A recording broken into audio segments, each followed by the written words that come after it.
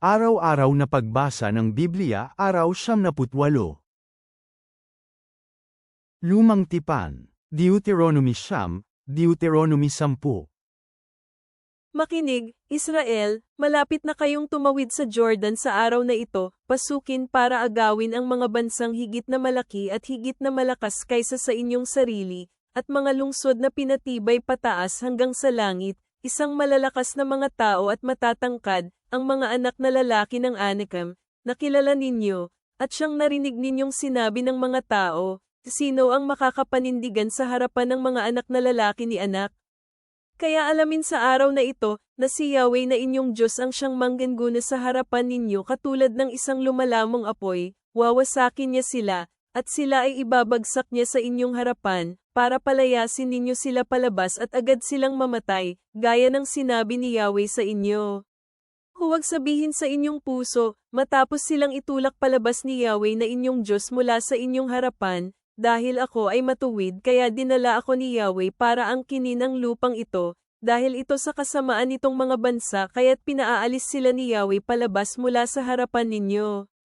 Hindi ito dahil sa inyong pagkamatuwid o sa kabutihan ng inyong puso na makakapasok kayo para angkinin ang kanilang lupain, pero dahil sa kasamaan ng mga bansang ito kaya't papaalisin sila ng inyong Diyos palabas mula sa inyong harapan, at para magawa niyang tuparin ang salita na pinanggako niya sa inyong mga ninuno, kay Abraham, Isaac, at Jacob.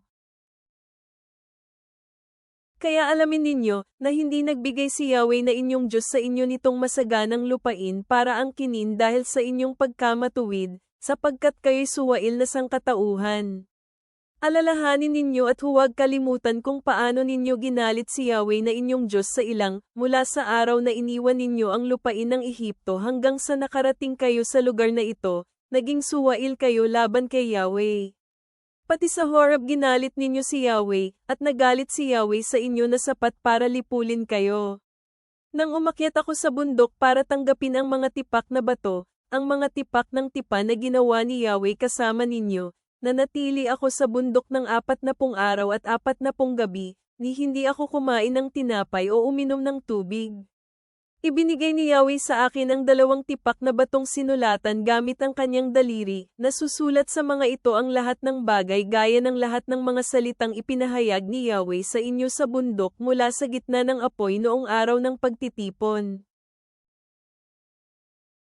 Nangyari ito sa matapos ang 40 araw at 40 gabing iyon nang ibinigay ni Yahweh sa akin ang 2 tipak na bato, ang mga tipak ng kautusan. Sinabi ni Yahweh sa akin, tumayo ka, agad na bumaba mula rito, dahil dinungisan ng iyong mga tao na dinala mo palabas ng Ehipto ang kanilang mga sarili. Agad silang lumihis sa landas na aking iniutos sa kanila. Gumawa sila para sa kanilang sarili ng isang hinulmang hugis. Dagdag pa rito, nagsalita si Yahweh sa akin at sinabing, nakita ko ang mga taong ito, mga taong matitigas ang ulo. Hayaan mo akong mag-isa, para mawasak ko sila at burahin ang kanilang pangalan mula sa silong ng langit, at gagawin kitang isang bansang higit na malakas at higit na dakila kaysa sa kanila. Kaya tumalikod ako at bumaba sa bundok, at ang bundok ay nasusunog. Nasa aking mga kamay ang 2 tipak ng tipan. Tumingin ako, at nakitang, nagkasala kayo laban kay Yahweh na inyong Diyos. Naghulma kayo para sa inyong sarili ng isang guya. Lumihis kayo mula sa daang iniutos ni Yahweh sa inyo. Kinuha ko ang 2 tipak at tinapon ang mga ito mula sa aking mga kamay. Binasag ko ang mga ito sa harapan ng inyong mga mata.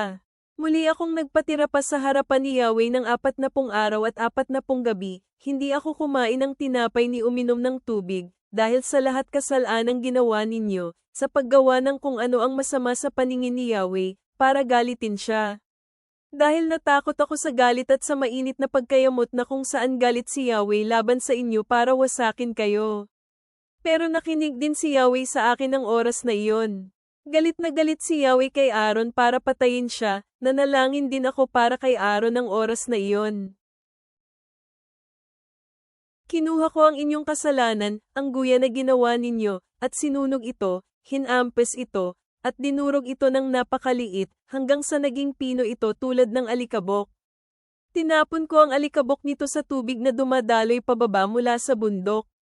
Sa Tab-era, sa Masa, at sa Kibrat Hatava, ginalit ninyo si Yahweh ng matindi.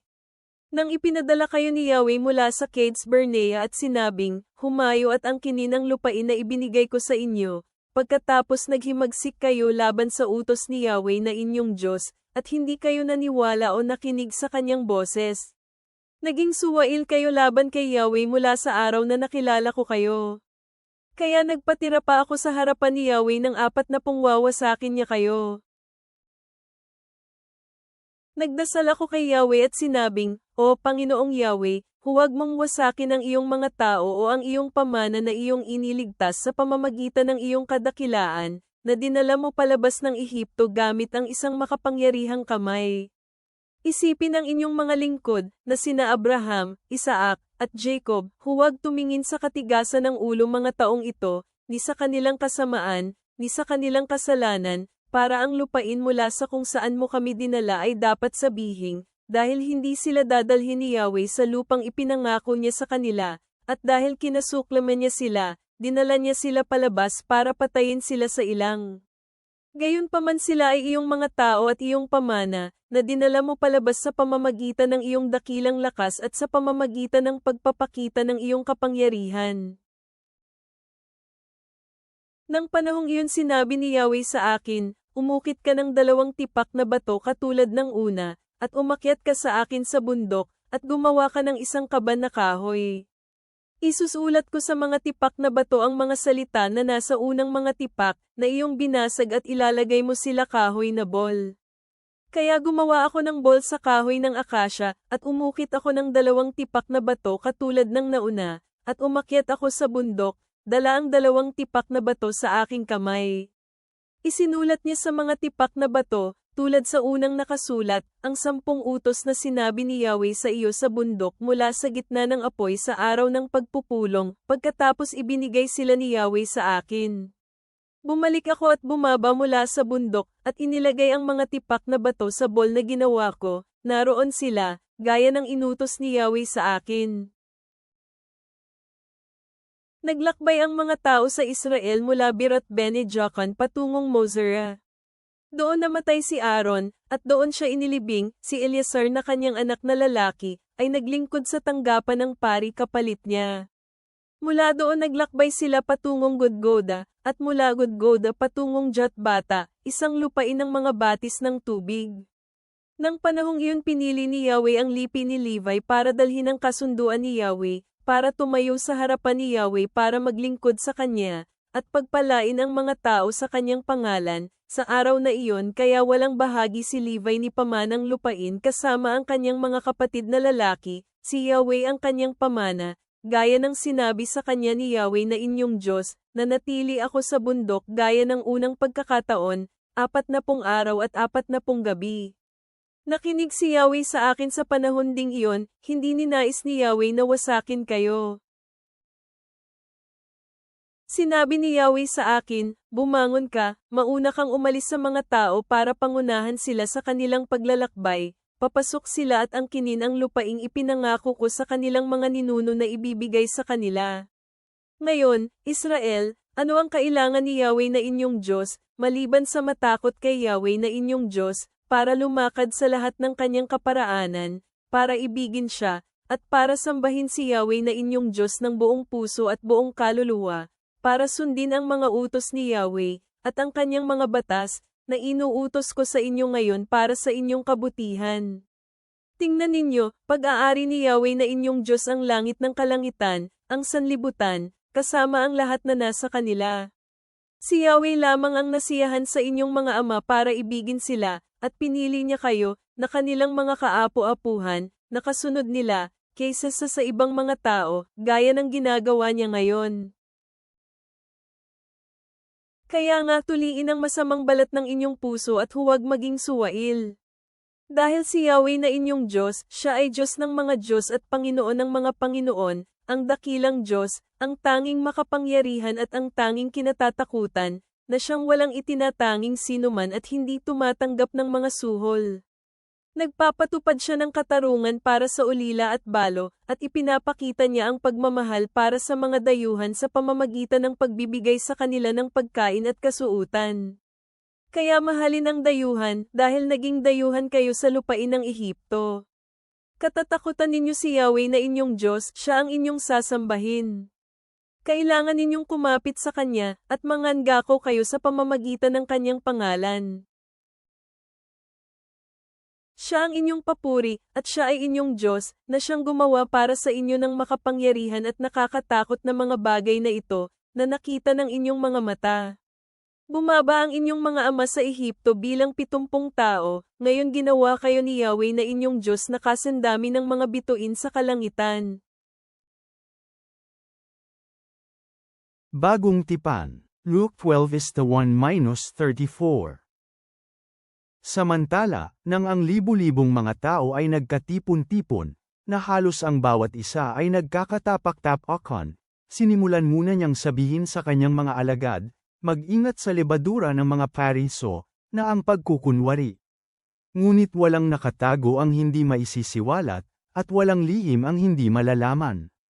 Kaya kung anuman ang inyong nasabi sa kadiliman ay maririnig sa liwanag, at anuman ang inyong ibinulong sa pinakaloob ng mga silid ay maihahayag sa ibabaw ng mga bubong. Sinasabi ko sa inyo aking mga kaibigan, huwag kayong matakot sa mga pumapatay ng katawan, at pagkatapos iyon, ay wala na silang magagawa. Ngunit babalaan ko kayo tungkol sa dapat ninyong katakutan. Katakutan ang taong pagkatapos pumatay ay may kapangyarihang itapon kayo sa impyerno. Oo, sinasabi ko sa inyo, katakutan siya. Hindi ba ang 5 mga maya ay ipinagbibili sa 2 maliit na barya? Ganun pa man, wala ni isa sa kanila ang nalilimutan sa paningin ng Diyos. Ngunit kahit ang mga buhok ninyo sa ulo ay bilang na lahat. Huwag matakot, higit kayong mas mahalaga kaysa sa maraming maya. Sinasabi ko sa inyo, ang bawat taong kumikilala sa akin sa harap ng mga tao, kikilalanin din siya ng anak ng tao sa harap ng mga anghel ng Diyos, ngunit ang magkaila sa akin sa harap ng mga tao ay ikakaila sa harap ng mga anghel ng Diyos. Ang bawat taong magsasabi ng salita laban sa anak ng tao, ito ay patatawarin, ngunit ang lumapastangan sa banal na espiritu, ay hindi patatawarin. Kung kayo ay dinala nila sa harap ng mga sinagoga, ng mga pinuno, at mga may kapangyarihan, huwag kayong matakot kung paano kayo magsasalita upang ipagtanggol ang inyong sarili, o kung ano ang inyong sasabihin, dahil ang banal na espiritu ang magtuturo sa inyo sa oras na yun kung ano ang dapat ninyong sabihin. At isang lalaki mula sa napakaraming tao ang nagsabi sa kanya, Guro, sabihin mo sa aking kapatid na paghatian na namin ang mana. Sinabi ni Jesus sa kanya, Ginoo, sino ang naglagay sa akin upang maging hukom o tagapamagitan ninyo? At sinabi niya sa kanila, mag-ingat na kayo ay hindi masakop ng lahat ng kasakimang pagnanasa, dahil ang buhay ng isang tao ay hindi batay sa kasaganaan ng kanyang mga ari-arian. Pagkatapos, nagsabi sa kanila si Jesus ng isang talinghaga, na nagsasabi, ang bukid ng isang mayamang tao ay umani ng masagana, at nangatwiran sa kanyang sarili, na nagsasabi, ano ang aking gagawin, dahil wala na akong paglagyan ng aking mga ani. Sinabi niya, ito ang aking gagawin. Jijibain ko ang aking mga kamalig at tatayuan ko ng mas malalaki at doon ko ilalagay ang lahat ng aking butil at iba pang mga ari-arian. Sasabihin ko sa aking kaluluwa, kaluluwa, marami kang mga ari-arian na naitago sa maraming taon. Magpahinga ng mabuti, kumain, uminom, at magpakasaya. Ngunit sinabi ng Diyos sa kanya, hangal na tao, ang iyong kaluluwa ay kukunin ngayong gabi, at ang mga bagay na iyong inihanda, kanino mapupunta ang mga ito? Ganyan ang isang tao na nag-iipon ng kayamanan para sa kanyang sarili at hindi mayaman para sa Diyos. Sinabi ni Jesus sa kanyang mga alagad, kaya sinasabi ko sa inyo, huwag kayong mabahala tungkol sa inyong buhay, kung ano ang inyong kakainin, o tungkol sa inyong katawan, kung ano ang inyong susuotan. Sapagkat ang buhay ay mas higit kaysa sa pagkain at ang katawan ay mas higit kaysa sa mga damit. Isipin ninyo ang mga uwak, hindi sila naghahasik o umaani. Wala silang bodega o kamalig, ngunit sila ay pinapakain ng Diyos. Gaano na lamang kayo kahalaga kaysa sa mga ibon? At sino sa inyo ang sa pag-aalala ay makapagdaragdag ng kahit isang cubit sa haba ng kanyang buhay? Kung gayon na hindi ninyo magawa ang kahit pinakamaliit na bagay, bakit kayo nababahala sa ibang mga bagay? Isipin ninyo ang mga liryo, kung paano sila lumalaki. Sila ay hindi nagtatrabaho o ni nagsusulid man lang. Gayunpaman, sinasabi ko sa inyo, kahit si Solomon sa lahat ng kanyang kaluwalhatian ay hindi nakapagdamit na tulad ng isa sa mga ito. Kung dinamitan nga ng Diyos ang damo sa bukid, na nananatili ngayon, at bukas ay itatapon sa pugon, gaano pa kayo na kanyang dadamaitan, o kayong mga maliit ang pananampalataya? Huwag hanapin kung ano ang inyong kakainin, at kung ano ang inyong iinumin, at huwag kayong mabahala. Dahil ang mga bagay na ito ang hinahanap ng lahat ng mga bansa sa mundo, at alam ng inyong Ama na kailangan ninyo ang mga bagay na ito. Ngunit hanapin ang kanyang kaharian, at ang lahat ng bagay na ito ay maidadagdag sa inyo. Huwag matakot, maliit na kawan, dahil ang inyong Ama ay lubos na nalulugod na ibigay sa inyo ang kaharian. Ipagbili ang inyong mga ari-arian at ibigay ito sa mahihirap. Gumawa kayo ng inyong mga sariling mga pataka na hindi nasisira, mga kayamanan sa kalangitan na hindi nawawala, na hindi nilalapitan ng magnanakaw, at hindi sinisira ng tanga. Sapagkat kung nasaan ang inyong kayamanan ay naroon din ang inyong puso. Mga awit, Psalm 42 is the 7-11. Tumatawag ang kalaliman sa kalaliman ng ingay ng iyong mga talon, lahat ng iyong mga alon at mga nagtataasang alon ay dumating sa akin. Pero uutusan ni Yahweh ang kanyang katapatan sa tipan sa umaga, sa gabi kasama ko ang kanyang awit, ang panalangin sa Diyos ng buhay ko. Sasabihin ko sa aking Diyos na aking malaking bato, bakit mo ako kinalimutan? Bakit ako nagluluksa dahil sa pang-aapi ng aking kaaway? Gaya ng espada sa aking mga buto, kinukutya ako ng aking mga katunggali habang palagi nilang sinasabi sa akin, nasaan na ang Diyos mo? Bakit kayo muyukod, aking kaluluwa? Bakit ka nababalisa sa aking kalooban? Umasa ka sa Diyos dahil magpupuri pa ako sa Kanya, na saklolo ng aking mukha at aking Diyos.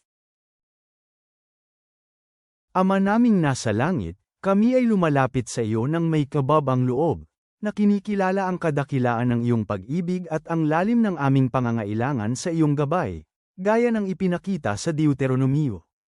Tulungan mo kaming alalahanin ang iyong mga utos at mamuhay sa pagsunod, na nagtitiwala sa iyong katapatan habang hinaharap namin ang mga hamon ng buhay. Tulad ng ipinahayag ng Psalmista ang matinding pananabik sa iyong presensya, naway hanapin ka namin ng una, sa pagkaalam na ikaw ang nagbibigay ng aming mga pangangailangan at pinupuno ang aming mga puso ng kapayapaan. Turuan mo kaming itakwil ang aming mga alalahanin at yakapin ang katiyakan ng iyong walang hanggang pangangalaga. Takpan mo kami ng iyong awa at biyaya. Amen.